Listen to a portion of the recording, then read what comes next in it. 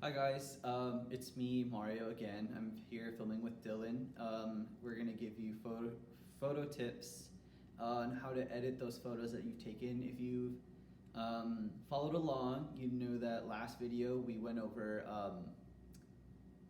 food photography and just some basic phone photography concepts. So this time around, I'm going to show you how to edit some of those photos using an app called Lightroom. It's free to use. Just log into your Google account, and instead of having to depend on the limiting editing factors of your smartphone, your Photos app or Instagram, I'm going to show you some Lightroom tips that you can use. So I'm going to use this on my phone. I already have it downloaded here. So right now, off the top here, it's gonna ask you to access your photos. Once you're done with that here, let's just hit get started. And you're gonna look through your whole different library of photos. Right here, I have a photo of this butterfly that I took on my school campus before we went on lockdown.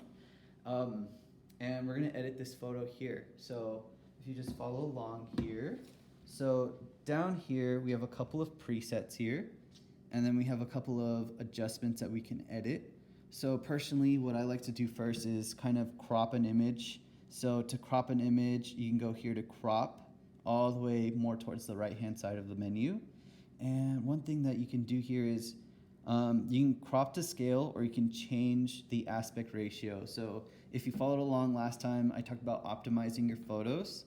So I know I personally like to square my photos just because, it's Instagram friendly. Instagram they opened it up to wider formats, but having a square photo, it just seems like the way to go. And I'm just gonna zoom in here. I wanna focus on the butterfly in particular, and I know that these white flowers are a little bit distracting. So there we go. And then you can even rotate it here. Like for example, I can flip it. Or I can flip it vertically, have this thing upside down, just really Missy Elliott this whole thing. You can also choose to rotate it in case you don't like it a certain way. And then there's also a straightening option. So it'll try and straighten it automatically, but what you can also do here is, let's say you have like a building and you want to line it up, so that way your photo's a little crooked. You can simply just rotate the photo like this here. Personally, I like this butterfly type of shape here, so I'm gonna leave it like this. And then, yeah. So once you're done, you're gonna hit a check mark to accept the changes. So now I'm gonna show you how to edit color. So color is a very big thing. Maybe you want a vibrant photo. Maybe you want to dull out the color so that it looks like it was taken on traditional film. So the way that you do that here is you can adjust your lighting here. I like to adjust my lighting. I like my pictures a little more on the darker side. And then you can bump up the contrast if you want it really vibrant, or vice versa, you want it dulled out. Maybe you're going for a sad vibe, or a more traditional vibe, some kind of retro vibe. You usually bump down the contrast. I like to bump it up just a little bit. Here they have highlights. Every bright part of your photo, like this greenery over here, is gonna brighten that up in particular, kind of staying away from the darks. Shadows or vice versa, they're gonna make your shadows darker, or they can make them brighter depending on where you go, but they won't relatively mess with the brights that you already have going on. And then the whites. So the whites kind of they bring out the white pixels. So traditionally, I don't like using white pixels because what happens is if you want to edit this photo again, and the reason why I like darker photos is because if you want to edit it again, you can't change those pixels that are completely white, that are true white. The same thing applies for blacks, but black is a lot harder. True black to capture on video is a little bit harder to capture. So as you can see, I can change it. I kind of like it like this here, where my blacks are a little bit brighter, even though, it's different shades of black.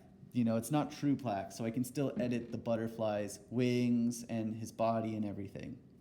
So I like this photo the way it is. I'm gonna go ahead and accept it. Oh, whoops. Oh my gosh. So that's embarrassing. Okay, I like the photo the way it is. It's accepted the changes. Let's adjust some of the color details.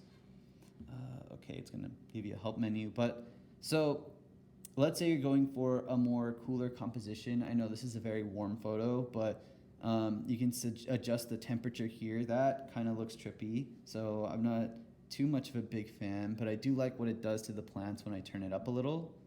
This one here has more of like a, what do you call it? Perfect golden hour feel to it, you know?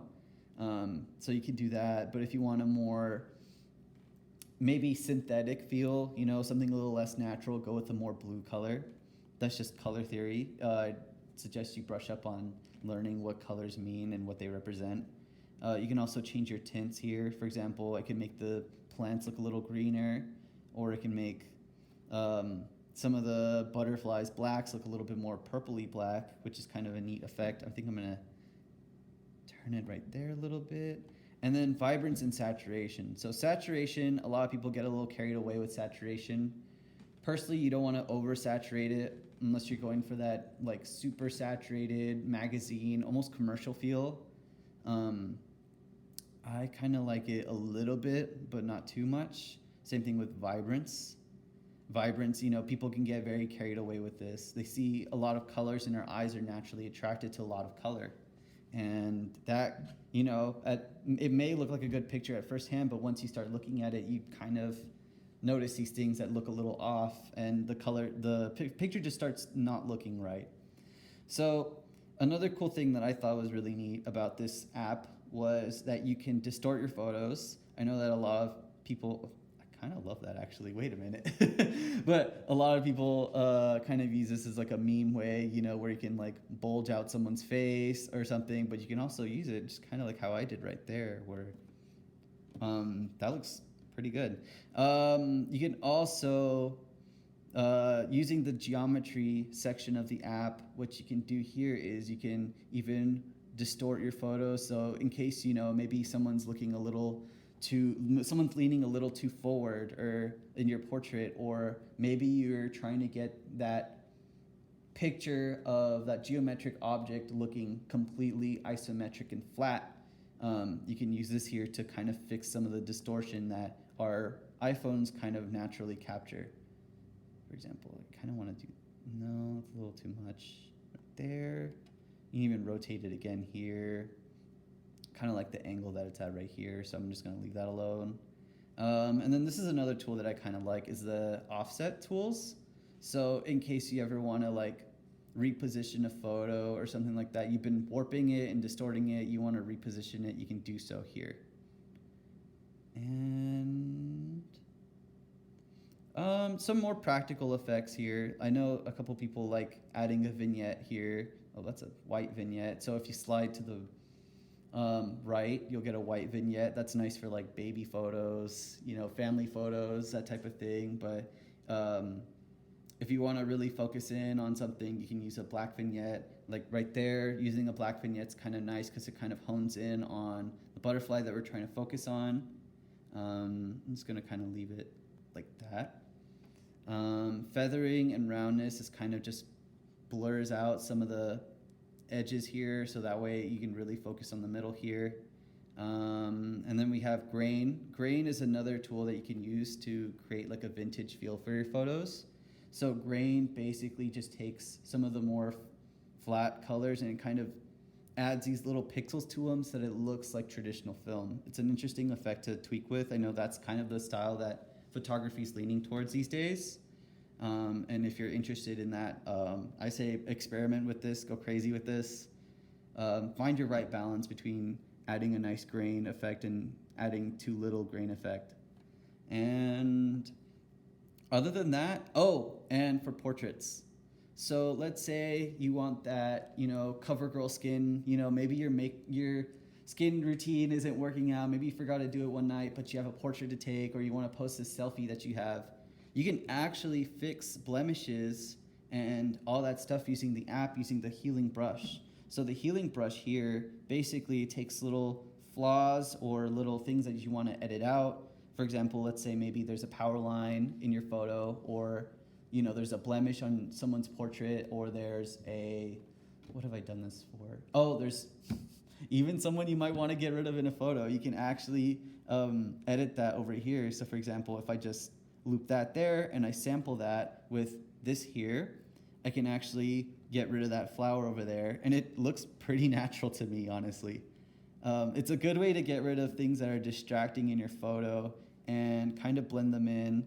See, for example, you can move this part to change what it's trying to blend in with. It's trying to match that with the butterfly wing, but if I move it over here, it'll kind of tweak it so that way it'll sample a different area, and it gets rid of some of those distracting features that you don't want in your photo.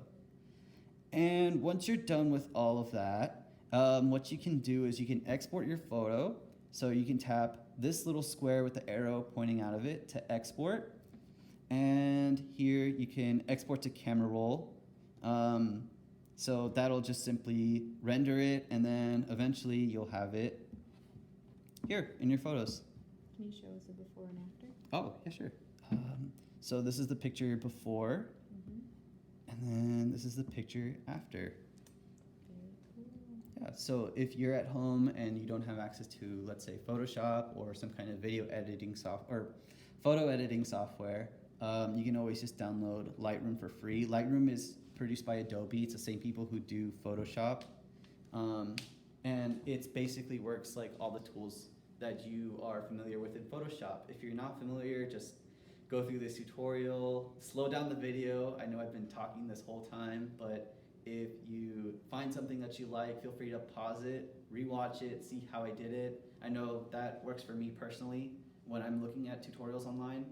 And just get creative. If you have any suggestions on what else you want to see from us from this photo tutorial type of sessions that we've been doing, or any feedback, please let me know. We'll be sure to get feedback pretty soon. Just at the time of this recording, not a lot is posted, but yep, that's basically photo editing 101 during quarantine on a low budget. Thanks for watching.